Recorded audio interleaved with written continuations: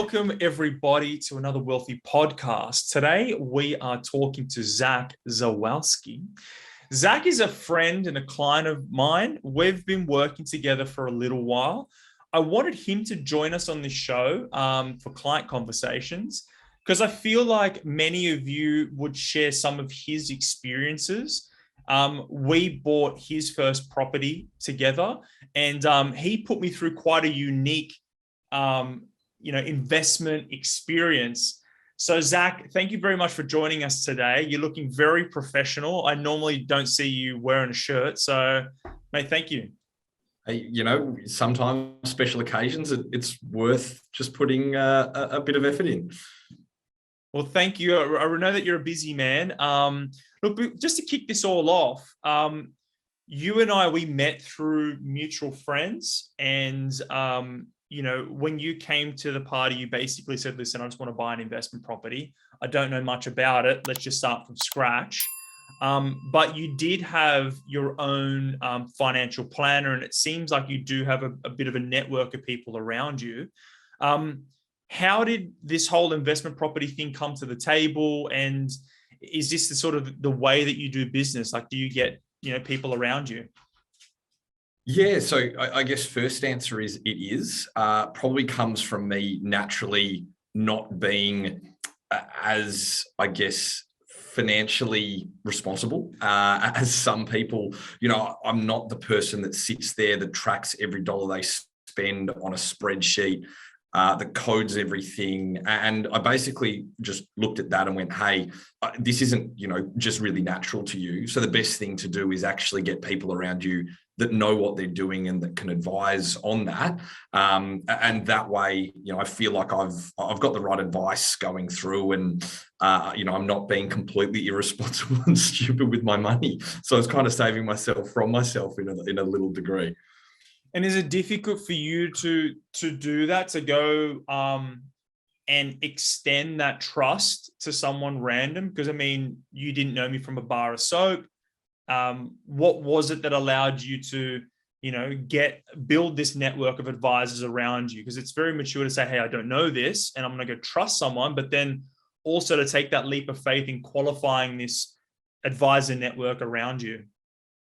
So there's kind of two stages to it that I think just really happened by accident, and I'm sort of reflecting back on it now as to how it sort of occurred. So the first was doing it through personal, referrals, relationships. So asking just really my friends, and the first person that I really had in that network was Shane, who I'll give a shameless plug to, who is my financial advisor, and I guess my accountant as well.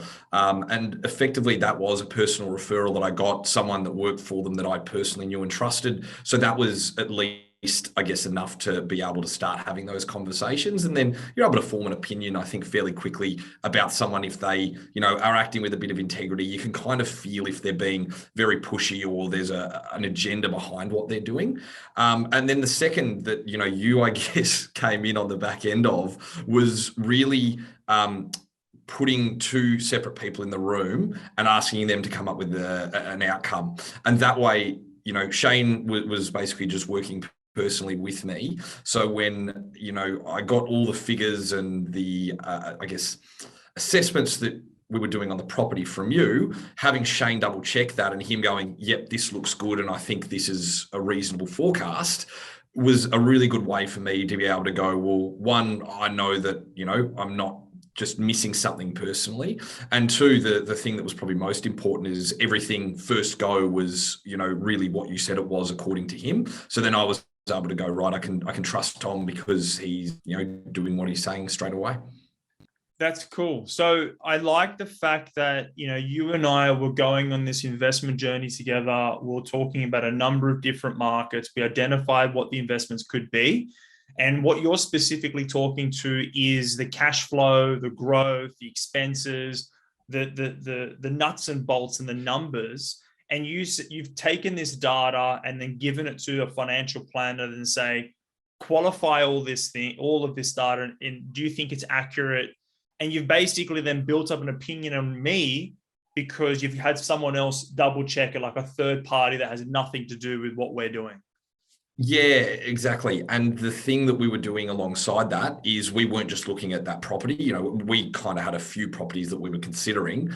Shane and I were looking at different investments as well. So this wasn't, hey, we're going out to buy property. It was, hey, we're going out to invest a certain amount of money for a longer period of time. And basically, when we did the nuts and bolts of it, we came back and said that the property was the right one, based on just all the projections and the work that we'd done.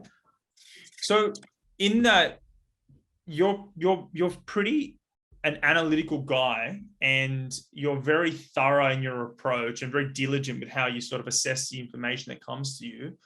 What were some of the surprising things that you learned along the way when we were buying this property? And what were some of the things that kind of bubbled to the surface that was like interesting or new news, or, something that really captured your attention? Yeah, so part of it's probably a boring answer in a way because it was just the first time I've done this. So going through everything from understanding how contracts work, how land is titled, how, just structures of loans, all of that was very, very new. So that was, I guess, a degree of interest in that as we went through the process, because obviously we bought off the plan. So it was, quite a while before the property was actually there. It was probably a 12-month period from the time we put the first deposit down to actually getting the keys. So how that unfolded was quite an interesting piece in itself, but that was probably just because it was the first time. I think main interesting part that I found though throughout it was actually the evaluation of different properties, markets, and everything like that. Understanding demographic trends around, what we're going to see potentially in growth in certain areas versus others. That was probably the really interesting part, because it started to sort of feed into, just a really interesting difference between different cities, different states, even, areas in and around Melbourne where I live. So that was probably the part that I found the most interesting, because I do love sort of demographics, culture, behavior, things like that. So that kind of fed into that interest a little bit personally. I think that that's a really important part of the investment piece that probably goes under, probably a little underrated, following people's movements, how people change over time. As you said, culture, how does a culture shift within a specific suburb? And for your particular investment, it was great because we're looking at an area that's gentrifying over time. It's going from a bunch of old, I say wogs because I'm Italian, but a bunch of old Italians and Greeks and stuff that have got their veggie patches in their big yards to, more white collared workers. You're starting to see graffiti, cool coffee shops and things opening up, train lines going into the city. So it was a gentrifying suburb. So what were some of the things when we were going through the buying process that sort of scared you the most? Or what were some of the parts of the process that, you kind of started getting second guesses or a bit fearful, or, was there a tipping point where it was, I may not do this, or, what kind of got you over the line as well? So we've already touched on a little bit, a lot of it because I was looking at, hey, investment here, it's a long-term thing, fair chunk of money that, was going through. It's sort of the savings that I had at that point. So definitely it was that financial projections, because let's be honest, we can be as accurate, we can look at as much data as we want. When we're trying to project things 5, 10, 15 years out, it is a guess to a degree. And I think that's one of the things that I probably just came to terms with is, we got all as much information as we can. It's still not 100%. It can't be. That's just the way of anything that we're forecasting or trying to look at with that level, I guess, of lead time. So that was definitely one of them. But that was really, I guess, why I connected you and Shane around that, because that was really the thing that gave me the peace of mind that, hey, we've got as much information as we can, as much certainty as we can. So this is a reasonable and a smart decision. The other ones were probably a little bit of uncertainty around it being, an off the plan property. So you can't set foot in it. You can't see it. There was plenty of concepts, and it was actually a really cool experience that the developers took us through, basically going into other developments that they had and then having a really personalized experience going, hey, this is what's going to be the same as yours. This is what's going to be different. So they did a really good job of that, I thought. But the truth of the matter is you still can't physically set foot in somewhere and actually look and touch and feel it. And so there's a degree of, uncertainty with that. That was probably the other major one. So there was a lot of fear for you around, hey, the projections, it's who the hell knows what's going to happen in 10 years. But you got over that because you thought, we've done all the research. It's been double and triple checked. This is as good as it's going to get. And now comes the leap of faith.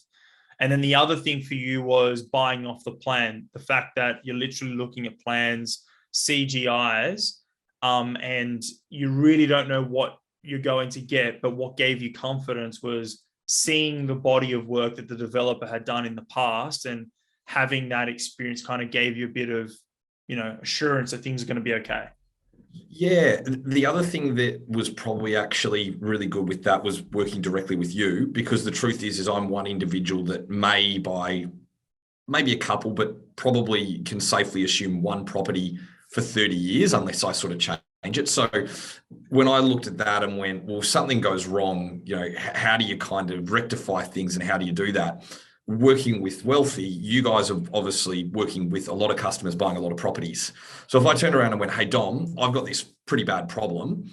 Can you help me fix it? You've got a lot more pull in that conversation with a developer or a builder than I would as an individual that probably isn't going to see them, if ever again, for at least 30 years.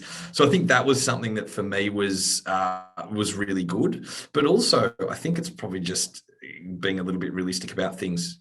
The flip side of that is a physical property that I'm buying that's a bit older that I can go and step foot in. And there might be rotten floorboards underneath it. There might be, things that I don't know about the structure because it's old or it's got some problems. And the truth is that there's no way to be 100% certain about this stuff. So I think it's just, being diligent with it, but also having a little bit of faith in the fact that you can't be 100%. That's a really good way of thinking about things, because we've bought hundreds, thousands of properties, and I've bought a lot of brand new property, but I've also bought some older property, and experts get it wrong sometimes. You can go into an old property and you think that, hey, it's been outstanding for 20 years, it should be fine, but 21st year everything falls apart. I bought an old house once, and we went into the bathroom and the floors were fine, but we knew that it needed a lot of work. But once we lifted up the tiles, it was all completely rotten wood, and it literally, the whole floor fell out. So what was supposed to be a simple bathroom renovation, just remove the tiles, retile it, waterproof, blah, blah, blah. It went into construction mode. So it really goes to show that whether you're buying old or new or whatever, there is an element of risk, and there is the fear of the unknown. New has its risk because people are a bit scared of developers and builders, and some people are dodgy, but a lot of the industry is good. But then also old, it's like, well, it's there. I can see, I can touch, I can feel it, but God knows what's happening inside the roof. You can get a building inspection report and it comes out fine, but then a weather system comes through and it tears all your bloody tiles off. Yeah. And even I got a really thorough handover report to look at defects. I've still been finding defects up until, even a couple of weeks ago, because these things aren't static. It's a building, right? And I think there's probably just a mindset to be okay with that and try and take that as part of the process, rather than going, oh, someone's to blame if something goes horrifically wrong. Obviously, there's instances where that is the case, but I think there's probably a lot where people that are on the buyer's side would jump to, someone's been malicious, someone's tried to cut corners, done something like that, when perhaps that hasn't been the case. It's just been the nature of things can go wrong. So I think that's probably, just from my own, I guess, enjoying the process and it being positive and everything and not that stressful, I think that's been a pretty important mindset to have. And I would say that if you're in that mindset, you're probably going to enjoy all of it a lot more. That's a really important point that you bring up as well, because you're right. Things will go wrong. There's going to be problems. You're buying a physical thing. Nothing comes out of the box perfect. And if you're going to stress about all the little things, you're not going to enjoy the process. And I think part of it is understanding there's going to be issues, but then how you manage it. Will the people that are responsible, will they be accountable? Will they communicate well? Are they going to do it? Is there going to be follow through? That's all the vital stuff, I think. Yeah, and the groups that we've had around the developers and the builders have kind of shown that. And there's been times where they've actually had pretty poor communication, and I've sort of gone, "Hey guys, the communication's pretty bad," and they've fixed it. There's been times where they've been excellent, urgent things that they've been quite responsive on. And then even some that are, past our defects period where I sent it to them and they've gone, "Hey, that's not right. We'll still get someone out to fix it," which has been pretty positive. So yeah, again, it's not perfect. Yeah, we've got a weird issue with some gates in the communal areas where the handles just keep breaking because obviously they're a terrible design. But it sort of all comes out in the wash. I think it's, at least in this experience, it's been a few positives, few negatives, but if you kind of go in and you're pretty reasonable with what you're asking and not just angry, I found that people are pretty responsive to it. Yeah, awesome. So in this, look, I don't want to take too much more of your time because I know that you're a busy fellow. What part of this process, and it's kind of asking the same question again, but what kind of advice would you hand over to any future new investors or people coming in that are sitting on the fence or thinking about investing and they're not really sure how to approach it? What has been the one or two things that you think you did really well that they could learn from, or what's been a shift in your mind that they could then probably adopt? Yeah, so there's probably two. The first one would be have a bit of a plan with it, but be flexible as well. The example that I went through is I intended to buy it as an investment, and that was it as sort of my first property. A whole lot of situations that were kind of funny in a bit of a domino effect meant that I ended up living in the place, and I've now actually found a huge amount of enjoyment out of setting up and making a bit of a home, and it's now playing a role that's far different to what I actually thought when I bought it. It's given me a base that I can actually travel more from and have less stress around that. And you think of the logic around I'm committing to this big, financial commitment. So therefore I'm not going to be able to be as flexible and travel as much and everything. That was actually probably the conflict that was in my mind, and it's actually helped that. Second one though, and I think this is huge, I think everyone, when I'm looking at my friends that are going through this process and how I've gone through it, is probably trying to get too much out of their first property. They're sort of wanting something that's going to give them an investment that will grow over time, that's in an area that they really want to live for their lifestyle and that they can potentially have a family with. And the truth is unless you've got millions of dollars in the bank, you can't quite get all of that. So I would say I found trying to be a little bit more realistic, but spend a little bit less.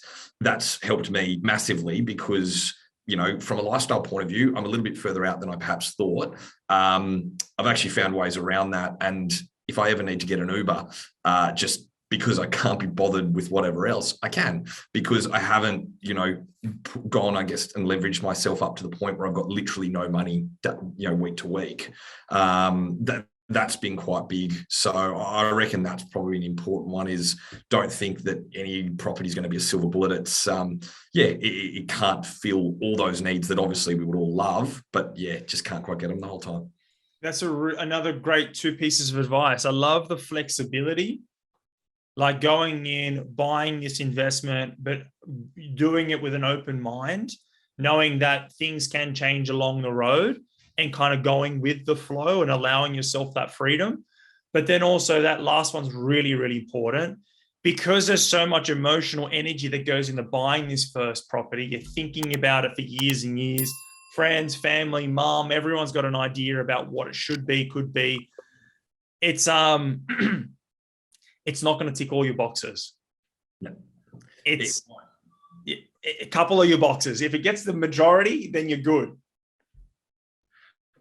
And look, this is something that probably can't answer now. It's just hope.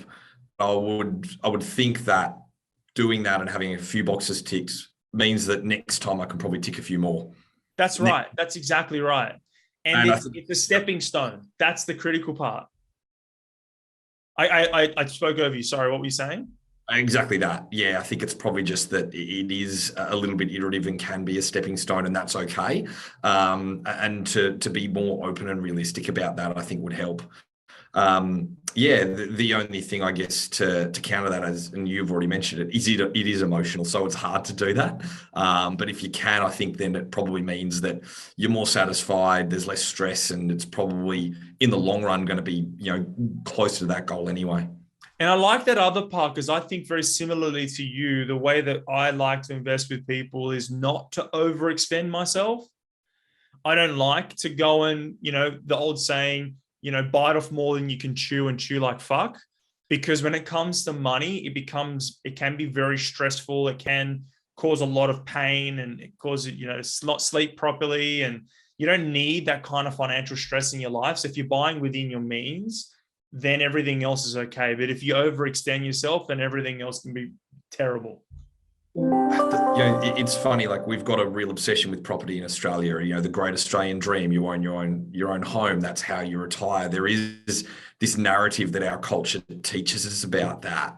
And it is a positive thing in a way in some regards, but it also, if you are so stressed with all of that, the whole point of all of that is so that you don't have to worry, that you don't have those stresses. And if you kind of artificially create that, in the process that's supposed to relieve that, it just doesn't seem very clever to me.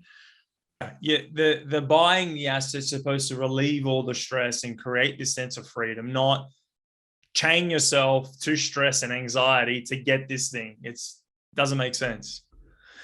Well, Zach, thank you very much. I've got to say, you are photogenic. You look better on camera than you do in real life. That's rude. I've heard the opposite. Thanks, mate. It was really good having you on the show today, having a chat. I really appreciate that you just very candid and everything was unfiltered.